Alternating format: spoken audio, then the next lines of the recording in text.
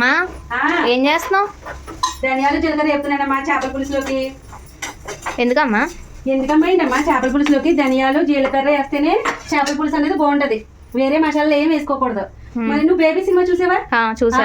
అందులో లక్ష్మి ఏమని అంటది? లక్ష్మి అంటే పెద్ద ఆవిడ, పాత హీరోయిన్ ఆవిడ ఏమని అంటది? ధనియాలు జీలకర్ర ఏమంటే నువ్వు మసాలాలన్నీ వేసేవా అని ఒకసారి తిడుతుంది స్టార్టింగ్ లోను. మళ్ళీ తను సమంతలా మారిపోతుంది చూడు, అప్పుడు కూడా మసాలా వేసే వండుతుంది. అంతలా చెప్తుంది కదా. అవును. మళ్ళీ మసాలా అయితే నేను ధనియాలు జీలకర్ర వేయమంటే నువ్వు మసాలా వేసావా అని మళ్ళీ ఎవరించి చెప్తుంది అప్పుడు కూడా. అదే అంటాను, చేపల పులుసులోకి ధనియాలు జీలకర్ర వేస్తేనే టేస్ట్. అది పూర్వం నుంచి పెద్దోళ్ళు అలాగే చేశారు. ఇప్పుడు ఇంకా అందులో లవంగాలు ఏయో దాచిన కవ్వ కూడా వేసేస్తున్నారు. అసలు చేపల పులుసు మసాలా వేస్తే బాగోదు. నేను చేపల పులుసు చేస్తే ఎలా ఉంటుంది మధు? చాలా బాగుంటుంది, చాలా చాలా టేస్టీగా ఉంటది. నేను వండినట్టు ఎవరు వండలేరు అనిపిస్తుంది నాకైతే. నిజంగా నాకైతే చాలా బాగా నచ్చుతుంది. డాడీకి బాగా నచ్చుతుంది, మీకు బాగా నచ్చుతుంది. మీ అందరికి అంత బాగా చేసి పెడుతున్నప్పుడు ఇంకేంటమ్మా కదా, మీ అందరికి బాగా నచ్చింది కదా. చాలా చాలా బాగుంటుంది.